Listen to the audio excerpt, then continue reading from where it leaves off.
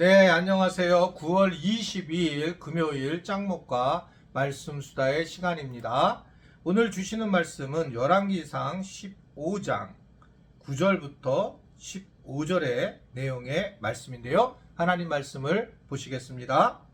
이스라엘의 여로보암 왕 제20년에 아사가 유다 왕이 되어 예루살렘에서 41년 동안 다스리니라. 그의 어머니의 이름은 마아가라 아비살롬의 딸이더라.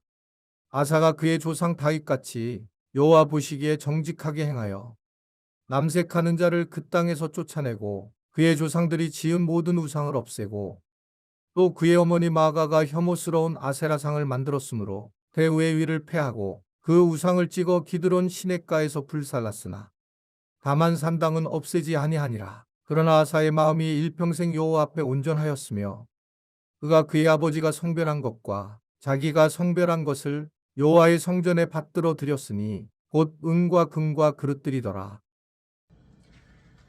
여로보암이 왕이 된 지 20년 되던 때에 아사가 남유다의 왕이 되어서 41년 동안 다스리게 되었는데 오랫동안 다스린 거죠.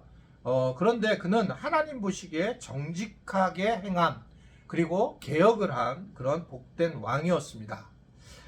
남색하는 자들을 즉 동성애자들 쫓아냈고 모든 우상을 없애게 됐고 모든 우상을 대표하는 지위를 가진 사람들을 폐위시키는 그런 상황에 이르게 되었습니다.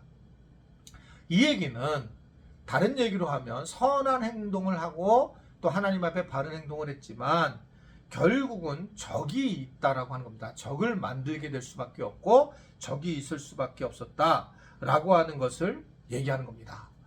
하나님은 그래도 그 어려움을 이겨낸 이 아사의 선한 의지 개혁에 대해서 아주 기뻐하시고 그리고 거룩한 공동체를 만드는 것에 대해서 축복하시는 모습이 오늘 본문에 쭉 나와 있는 그런 모습이라 볼 수가 있습니다.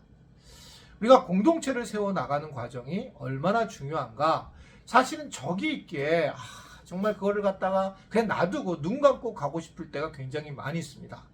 저도 여전히 목회를 하면서 그럴 때가 많았었어요. 이거 그냥 넘어가자 라고 해서 넘어갔는데 뒤에 가면서 문제가 되고 더 크게 터지면서 더 교회가 어려워지는 것을 경험하면서 그게 아니라 이제는 문제가 생길 때 바로바로 함께 해결을 해야 되는구나라는 것을 아는 그런 상황도 되었다는 겁니다.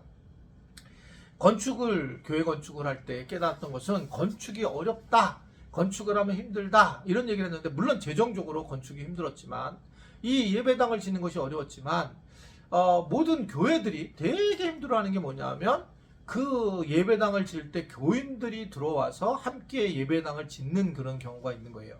그래서 이제 뭔가 잘하는 분들이 뭐 미장도 맡게 되고 목수도 맡고 이러겠죠.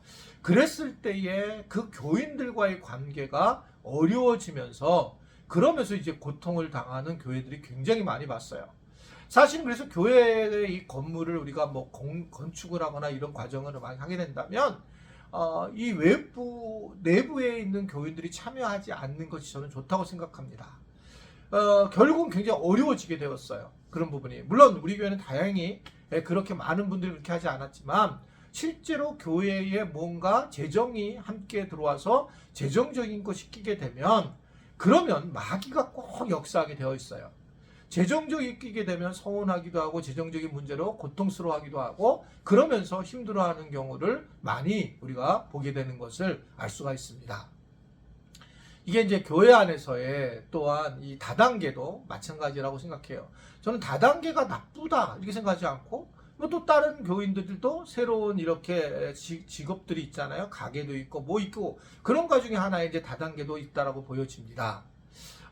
그런데 이제 어떻든 간에 우리 교인 중에 이제 그런 분을 하시는 분들 이거 축복합니다. 잘 됐으면 좋겠고요. 그런데 이제 그런 분들이 누군가에게 얘기했을 때 그 상대방이 교인들이 거기에 이제 재정이 껴있으면서 굉장히 어려운 일을 당하는 이야기를 마음이 힘든 이야기를 실제로 저한테 하는 경우도 있습니다. 좋은 거고 그렇지만 이게 재정이 돈이 끼면서 교회가 어려운 일을 당하는 경우가 많이 있습니다. 우리 교회는 재정에 대한 것들이 들어가면 이렇게 정리를 하면 좋을 것 같아요. 내가 뭔가를 누구한테 내가 당신 가게에 가서 내가 뭘 먹고 싶어 라고 해서 스스로가 가는 건 괜찮아요. 나 당신 회사에 있는 물건을 나 사고 싶어. 그래서 사면 괜찮아요. 그런데 내 물건을 가지고 와서 이거 사면 좋겠다. 이거 얼마나 좋은지 모르는데 라고 하는 것이 나오게 되면 굉장히 문제가 생기게 됩니다. 이게 참 여러 가지 어려움이 있고 미안한 마음도 저 안에 있는데, 그러나 내 것을 뭔가 아무리 좋더라도 이야기를 하는 순간부터는 어려움이 생기게 돼요. 그러면서 공동체가 무너지는 경우가 굉장히 있습니다. 그래서 이 사업을 하시는 분들, 이런 분들은 누군가가 나한테 와서 이거 해달라고, 이거 사달라고 했을 때는 그걸 해도 전혀 문제가 없고, 그거를 또 뭐 해나가는 건 괜찮지만, 내가 그것을 해나려고 할 때에는 이것은 아주 조심해야 된다라고 하는 것을 다시 한번 말씀을 드립니다. 재정을 빌려주는 것도 마찬가지예요. 돈을 빌려주는 것도. 돈을 빌려주면, 신앙생활에 돈을 빌려주잖아요. 그럼 빌려주는 순간부터 그 사람하고 나는 돈의 관계가 되고, 예배당에 와서도 그분을 볼 때 은혜를 받지 못해요. 그래서 이 교회 안에서 돈을 빌려주는 것은 피차할 수 없는 일입니다. 만약에 내가 저분이 너무 어려우면 내가 가지고 있는 걸 플로잉 하는 거예요. 도와주는 거예요. 내가 가지고 있는 거를. 그리고 그 사람도 어느 날 그것을 감사하는 마음으로 해서 언젠가 도와주면 되겠지만, 이게 돈이 되는 순간에 지금까지 제 경험으로 의하면 결코 좋은 관계로 끝나는 경우가 거의 없습니다. 뭔가 빌렸을 때 저한테 상당히 많이 들어와요. 여러분 빌려주시는 분들은 이게 잘 모르죠. 어렵잖아요, 마음이. 그러니까 빌린 분들은 모르는 것처럼 보이지만 빌려주신 분들은 나중에 힘든 이야기들을 하게 되는 그런 상황을 보게 됩니다. 마음이 그렇게 좋게 했지만, 실제로 좋게 해놨지만 나중에 계속 시간이 지나면서 어렵다라고 하는 것을 제가 20 몇 년 동안 경험을 한 것입니다. 재정 되게 위험한 거고 잘 나누셔야 된다는 겁니다. 그래서 아주 분명한 것들이 재정에서는, 교회에서는 재정에 따른 것이 되게 분명한 것이 참 중요한 거예요. 그래서 특별히 교회는 이 부분을 잘할 때에 교회 공동체가 잘 세워지는 것들을 생각할 수가 있는 것입니다. 개혁을 할 때에 여러 가지 어려운 부분이 있지만 우리 아사가 개혁을 하면서, 그러면서 공동체가 세워진 것처럼 우리 교회들도 뭐 개혁할 것이 있는 것은 아니지만 다시 한번 재정비를 하면서 우리 공동체가, 우리 교회가 잘 세워져 나갔으면 좋겠고, 물질적인 부분에서는 플로잉이 이루어져야 되고, 서로 주고받는 그런 관계가 아닌 타인 중심의 삶이 우리 교회 공동체에 있기를 주님의 이름으로 부탁을 드립니다. 모두 힘내시고 또 돈도 많이 버세요.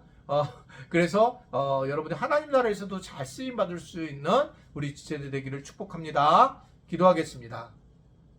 하나님 아버지, 교회 공동체를 우리가 늘 생각하면서 조심스럽게 공동체에 다가설 수 있는 우리가 되게 하시고, 그러면서 우리 안에 서로 재정적인 것 때문에 어려움 겪지 않도록 서로 간에 하나님 붙잡아 주시고 인도하여 주시기를 원합니다.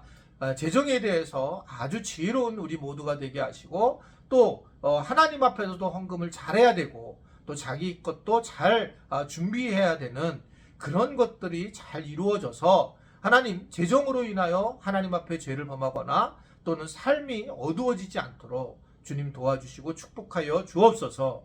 특별히 말씀 수다를 우리가 듣는 분들에게 재정적인 풍요로움을 허락하여 주셔서 하나님 앞에 영광을 돌리고 하나님 나라에 쓰임을 받을 수 있도록 은총을 베풀어 주옵소서. 예수님의 이름으로 기도드리옵나이다. 아멘.